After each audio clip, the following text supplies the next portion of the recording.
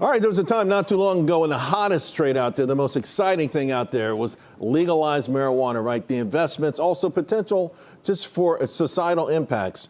Investors flocked to these stocks, to the ETFs, but there was one major barrier in the United States, and, well, that barrier still remains. My next guest, though, has been at the forefront from the very beginning today. He helped open the stock exchange, MSOS.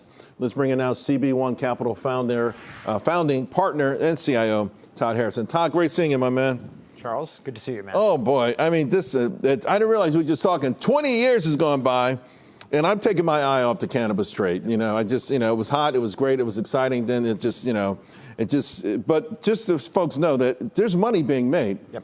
2.5 billion in July, almost 17 billion year to date. This is still a major industry, even with the restrictions. Yeah, and unfortunately, the Democrats treated this like a photo op, and the Trump administration has treated cannabis like an industry.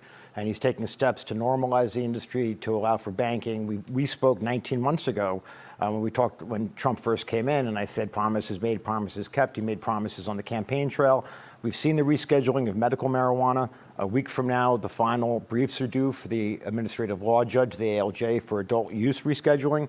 And then we expect banking as well as guidance from the Treasury and the IRS. So all of this is very positive for the sector. Well, that's the one big hurdle, right? Everyone said if you can do banking, if you can do cross-state banking on this, it's off to the races. Well, there's a few mismatches right now because the banking system and the ability to custody these stocks, that's why the MSOS at the New York Stock Exchange today was such a big deal. There's a handful of other names that are listed, but you need catalyst and growth and regulatory parity and tax clarity for this trade to really work, and we think that we're going to get that into the midterms. What about society, particularly young folks? They have rejected alcohol completely.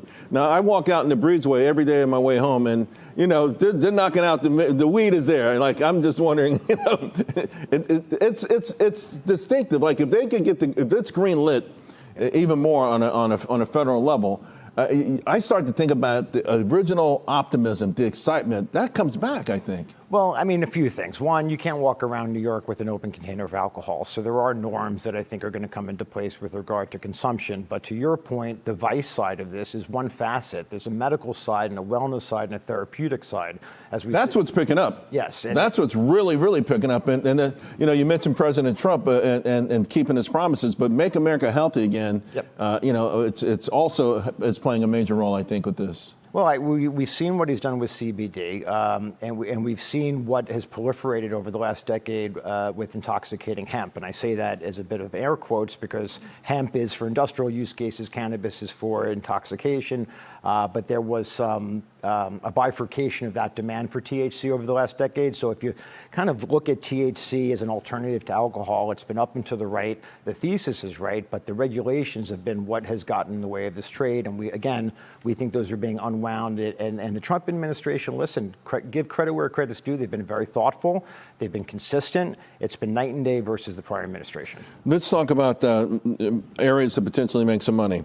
Village Farms. Is this a European play here? Well, Village is, we like to say Village, and Mike DiGilio, the CEO, is a retired Navy captain of 30 years. So he likes to say Canada was his first international market, but they have a European footprint that's second to none, and it's just a terrific company and a deep bench. So it's a big position of ours, and it's a company we're involved with. The chart looks phenomenal. It's taken off. It's just broke a key moving average there. When we were talking in a break, Vireo. Yep. You're saying this is on the road to becoming the biggest cannabis company in the world. Yeah, they're quietly consolidating, and this is a company with $1 billion top line revenue, trading at about 3 times EBITDA and less than a half, if not a third, of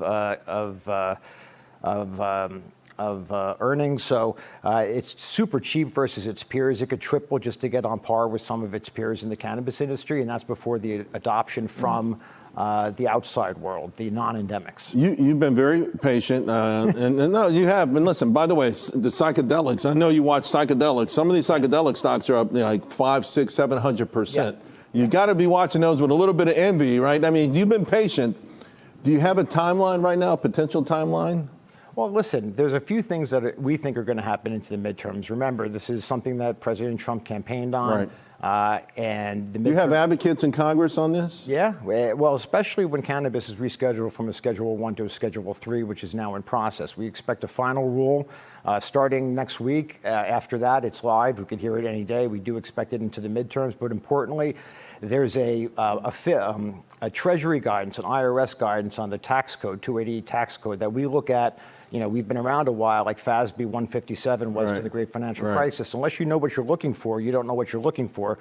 But this potentially will vacate back taxes for medical marijuana, which would be billions of dollars off their balance sheet and make the sector investable again.